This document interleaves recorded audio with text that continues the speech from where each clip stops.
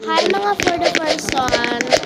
So, gusto ko lang naman i-try yung trend na to. And gusto ko yung yung trend na, trending siya, no?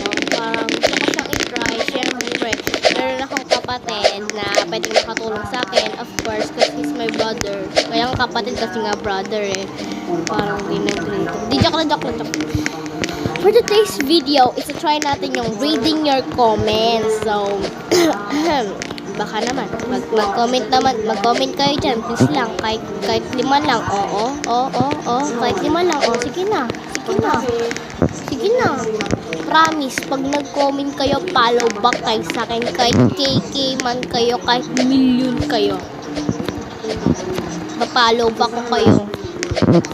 Okay lang kahit mag-comment kayo tapos di kayo naka-follow. It's okay. Basta mag-comment lang kayo. Ayun lang.